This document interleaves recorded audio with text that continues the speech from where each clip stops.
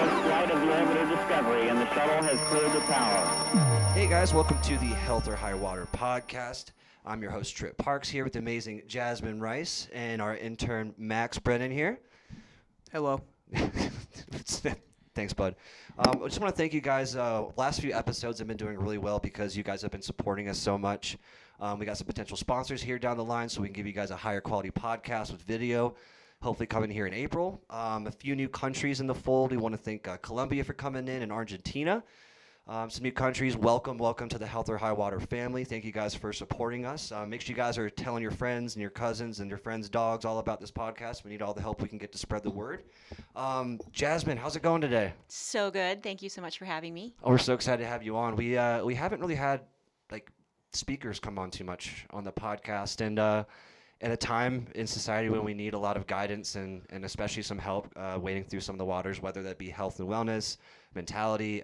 It's amazing what you do, and you actually have a company that does like bookings and those kind of things for speakers. I do. I have a speakers bureau, and we focus on supporting those speakers who are rising. So maybe not already charging $25,000 for their keynotes, but they're in that middle range, maybe $5,000, $10,000. So that's who primarily we support.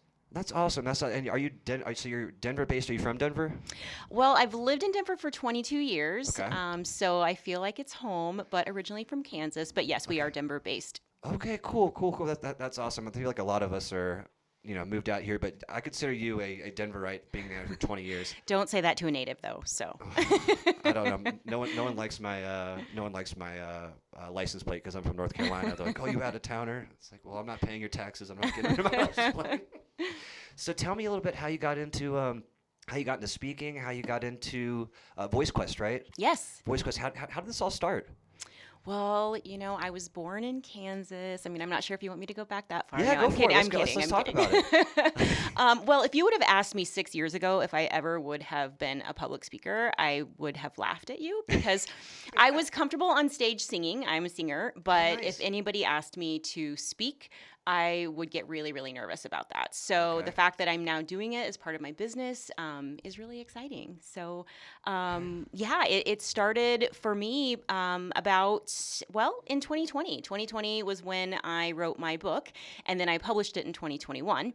And that's what began my speaking career, which has kind of led into my business. And I'm not sure how far back you want me to go. We go all the way back. We can go on the nitty gritty. But I think it's important for listeners to have story behind what they're learning here. Absolutely. And I think that's incredible. So you started this during COVID, pretty much, right? Was that hard?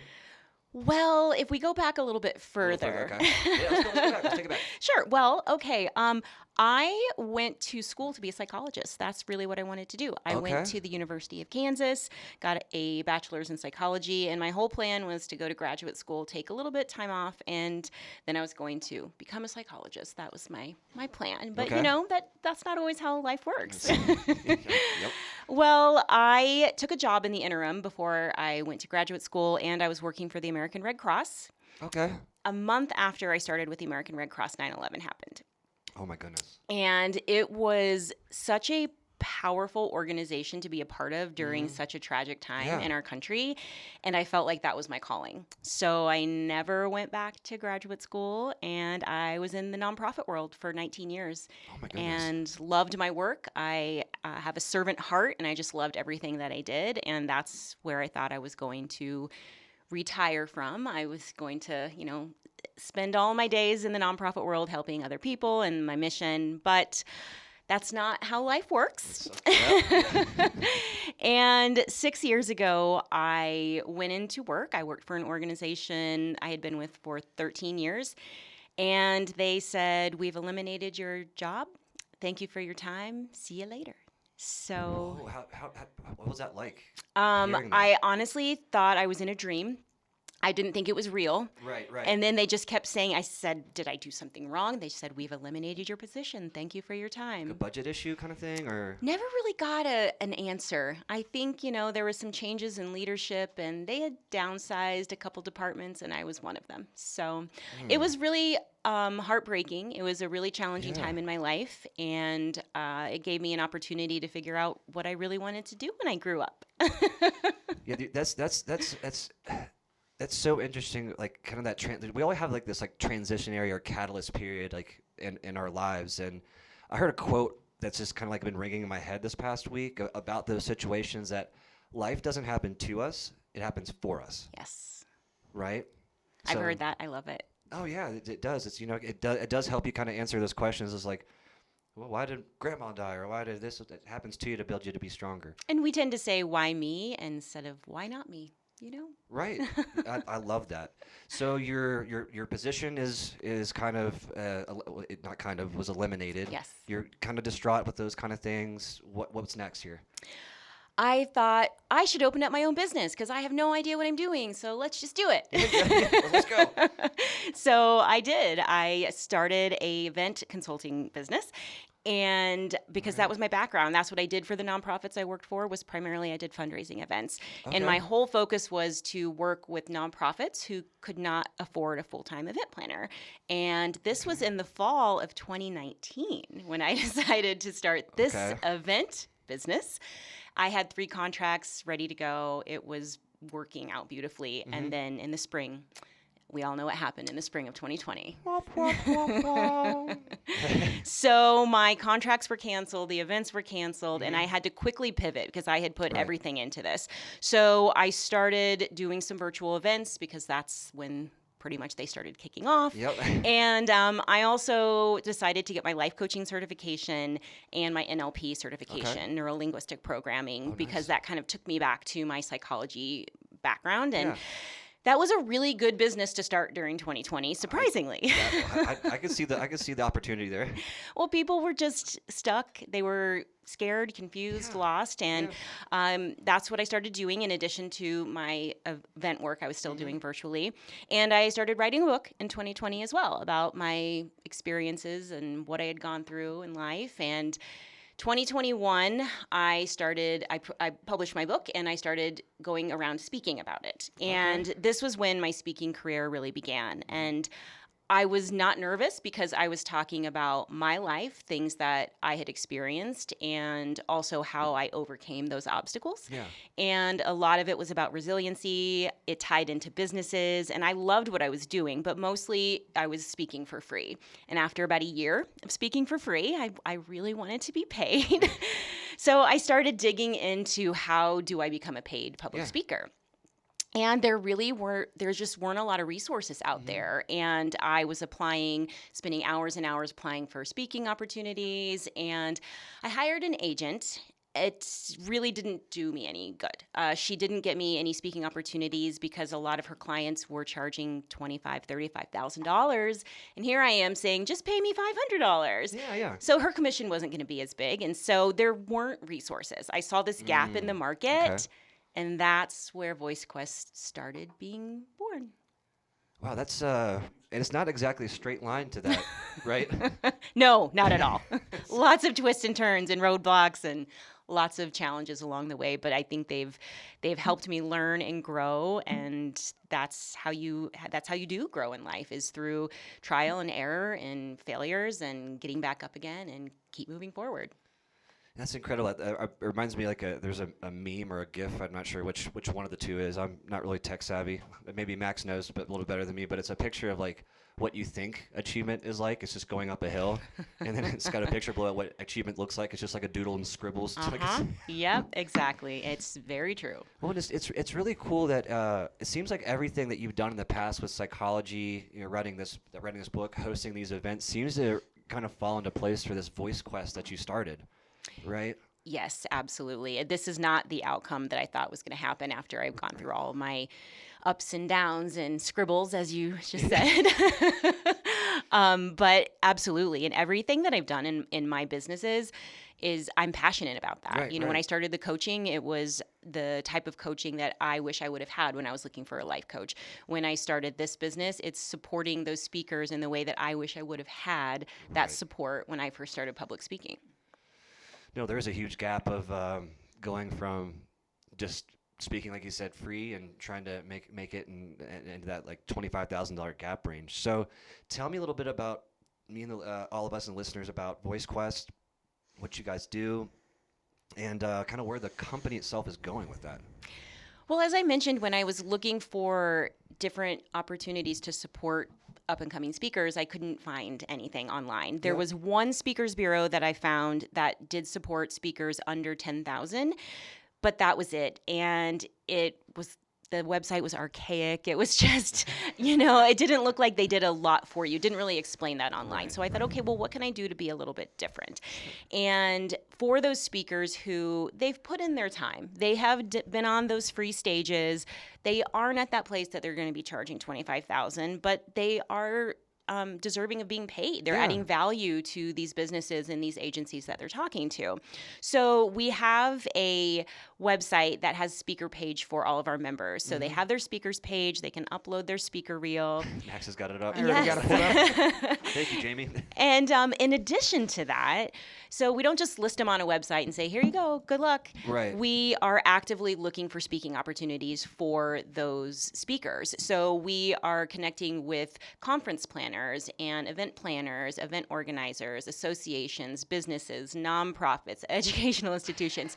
We're reaching out to them and letting them know that we do have budget-friendly speakers because conferences, they all don't have $25,000 to pay their keynotes or even a budget to pay their breakout speakers, but they do have some budget to pay them. It might not be that $25,000. And so that's who we're targeting. That's who we're looking for. And we're showcasing these speakers on our website, on social media, and we have a live event that's taking place in Denver to showcase them. And we're inviting all of these associations and businesses to come so they can see that there are amazing budget-friendly speakers out there. No, I love that. That's awesome. That's like a little showcase. That's a really good idea. Give them a little taste.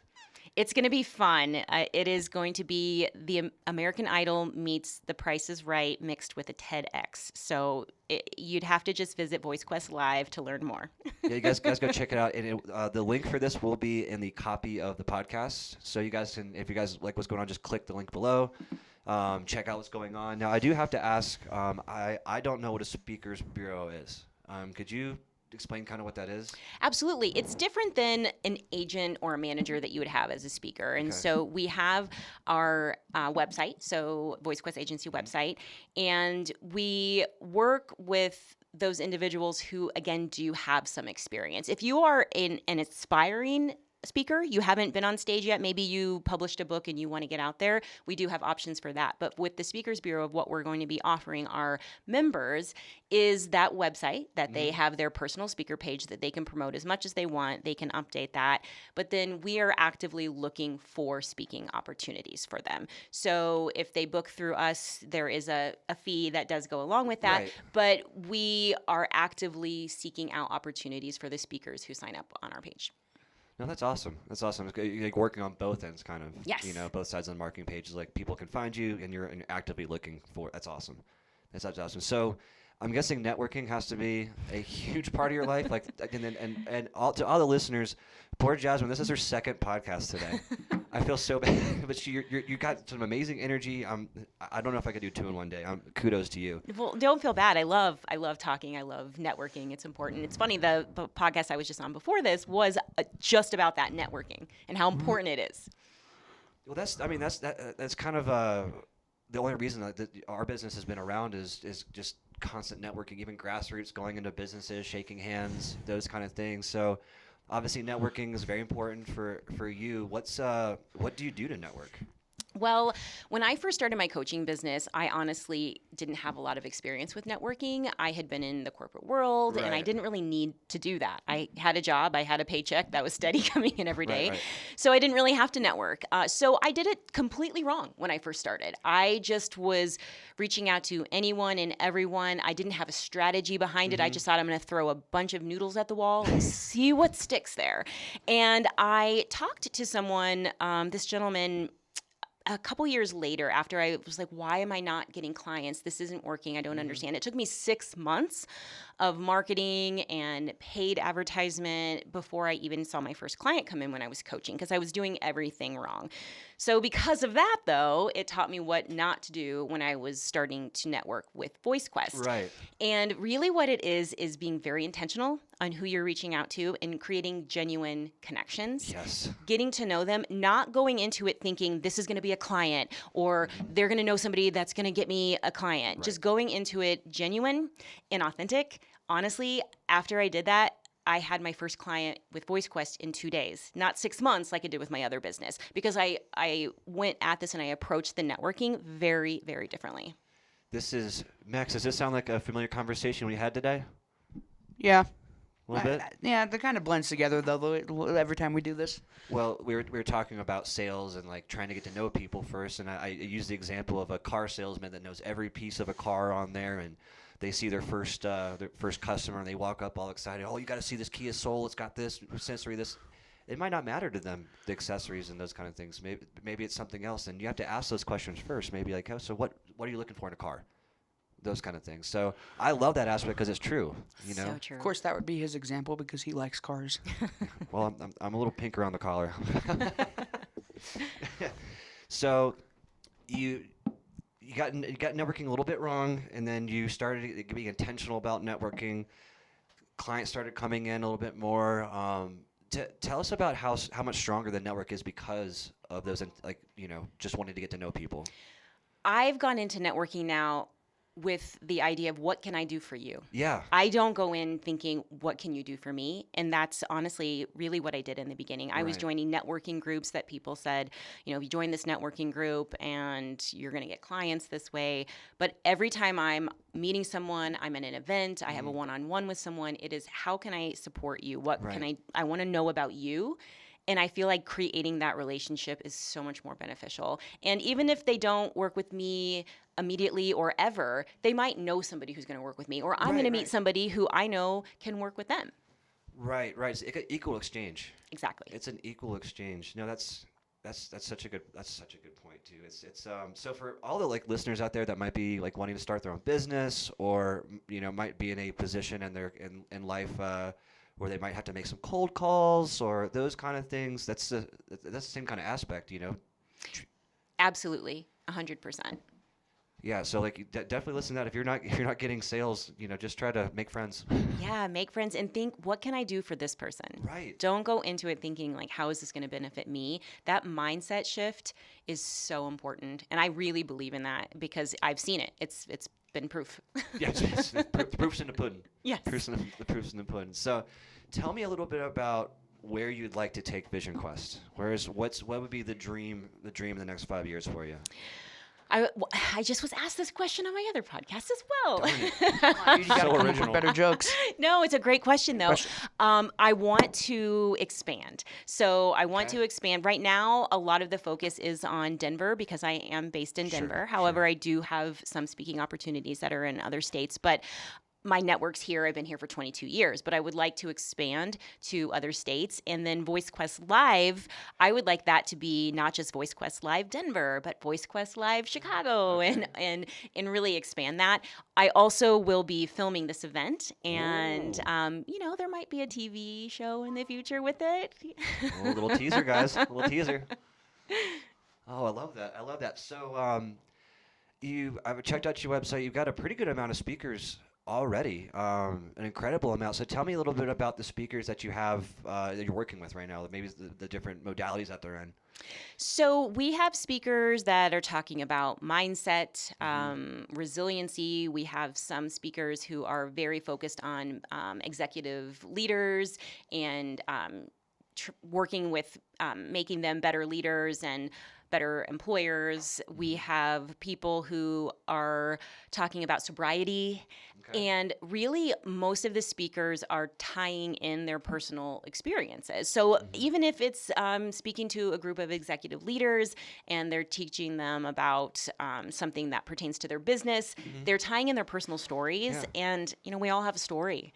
And it's really fascinating to me to see how these people are tying in their personal stories into helping others learn and grow and develop. No, I love that because that's how history was before we have written history, was storytelling. Yes. That's why it's so powerful, and that's why America's biggest export is storytelling or entertainment, right? Yes. It's our biggest export. So Tell me a little about the events you've been involved with, the locations, those kind of things. Maybe someone's listening right now that has like a hotel or maybe a business that they want someone to speak at. What are the kind of events that you tailor to? Because again, it's not like $25,000, but it's still decently good events here. So what do the events look like? Really, any and all conferences. And that's my hope, is to see so many different speakers that sign up with VoiceQuest. Right now, we have 25, and we just started getting speakers to sign up in January. So you got that many already? Yeah, we're growing really, really quickly. So it's really exciting. And I want speakers in all different areas. Sure. You actually just were talking about juggling before we started this podcast, and I actually spoke to a gentleman who ties in juggling to his keynote, which is just so fascinating to me. I want to see that so bad. So I just want to have all different types of speakers, because there are over 50,000 conferences in the United States annually. Holy crap. And so there are so many different opportunities for speakers. I mean, you have conferences on pretty much anything you can think about. I assume so. And Denver itself is kind of a hub for conferences. I feel like, about coming to either convention center. We have really upscale hotels that have conferences all the time. Comic or whatever you want to say. Like Denver's a hotspot because there's really nothing within like 150 miles of here. There were 5,000 conferences in 2024 in Denver. What is that? 5% of all the conferences are here? It's a lot here. 50,000, 5%. 5%. I will say every month I learn about a new conference that I never heard of things you wouldn't imagine there being a conference for, and you're like, sure, why not? Dryer Con, and it's like dryers. Look, you'd be shocked. There's just that's Denver for you. It's kind of entertaining. That's Denver for you. So that's got to be a good spot for you to set this business up, of having those kind of resources. Yeah, absolutely. And I have a lot of connections because I've been in the event world with conference planners, and just letting them know now that we exist and we represent these amazing speakers that fit into their budget when maybe they couldn't afford these great speakers before. Right. And or even like they're speakers that might work their way up to this $25,000 mark, and they're just as good. They're just starting out, so you're getting them at a good deal. Exactly. I think that public speakers, most of us do start speaking for free. That's how you get your name out there. Right. And if you think you're going to go from free to $25,000 overnight, I mean, good luck. And I mean, if you did, let me know how you did it. But most of us do have to start, working your way up. Yeah. You don't graduate college and then your first job become the CEO. So it's just like anything in life. You're going to work your way up. And hopefully people who do sign up to work with VoiceQuest eventually move on, because they are charging $25,000. I love that. I love that. It's kind of like the pro developmental football league. It's like, we don't want you to stay with us. Right. We want you to move on. So for those out there that are listening that might want to do public speaking and they're maybe a little nervous to start, they have a great story, maybe a great product or service.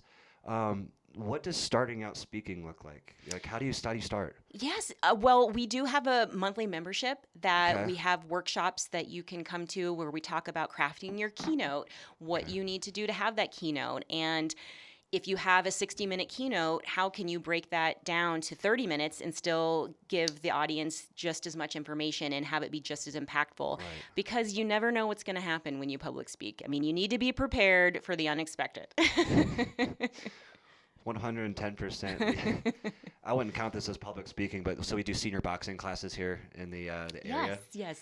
And we were in memory care down the road, and we do tennis ball work for dexterity. Mm-hmm.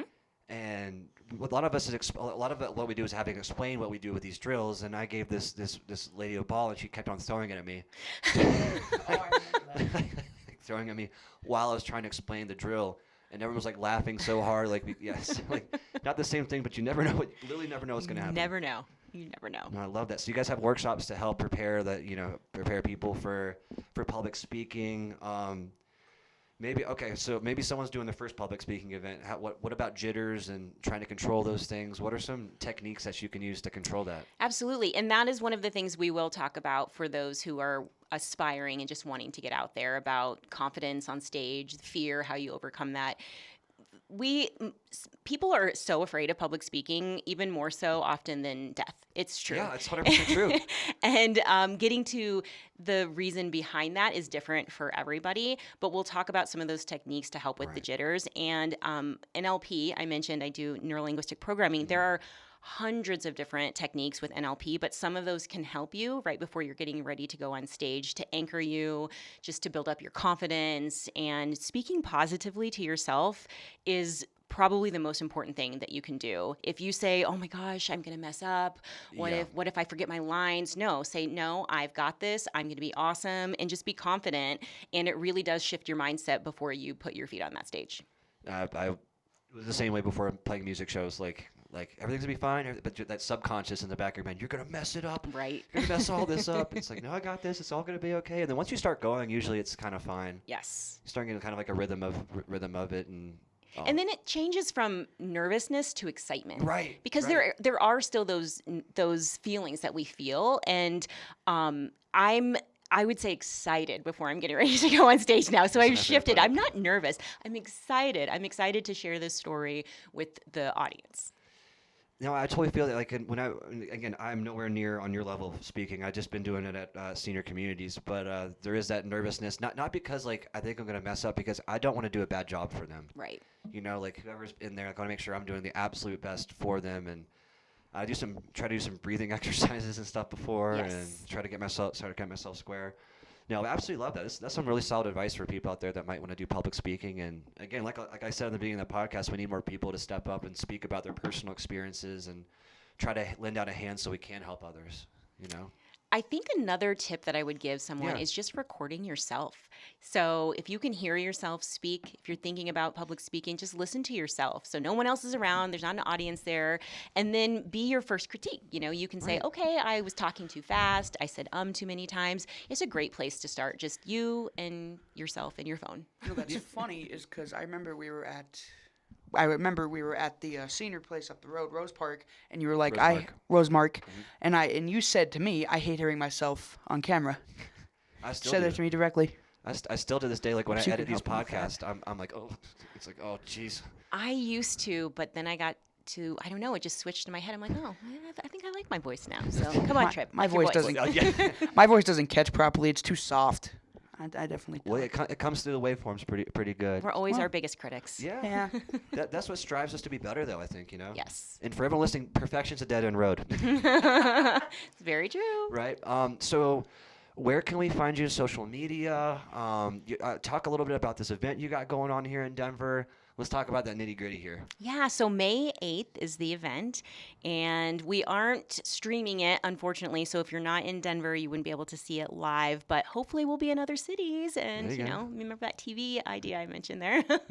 But you can find out more information at voicequestagency.com, and the information about the event is on there as well. And I mentioned I'm a multipreneur, so I have a couple of different businesses, and goodthingsaregonnacome.com is my coaching business.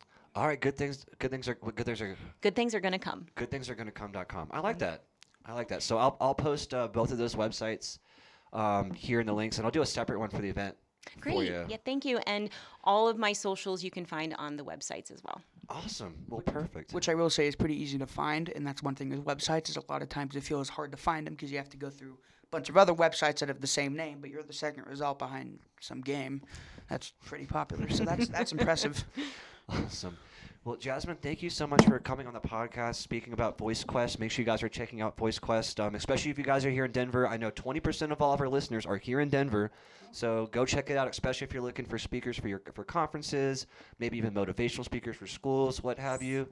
Let's all get there and support Jasmine, start this business up. Again, thank you guys for joining us. Thank you, Argentina, Brazil, for joining the fold. Oh, and Honduras. I forgot about Honduras. What's up, guys? What's up, guys? Make sure you guys are liking and subscribing. If you guys could click that 5-star ranking on your whatever destination you guys are listening to this podcast, that would really help us out. And if you have guests, email me at tripascendpt@gmail.com. TRIPP, like the noun, not the verb. Ascend, ASCEND, letters PT@gmail.com. Reach out to us. We'd love to see if we got some good guests coming on. Again, Jasmine, thank you so much for coming on. Max, thank you for coming on. This is your first podcast. Good work, and we will see you guys on the flip side. Peace. Bye.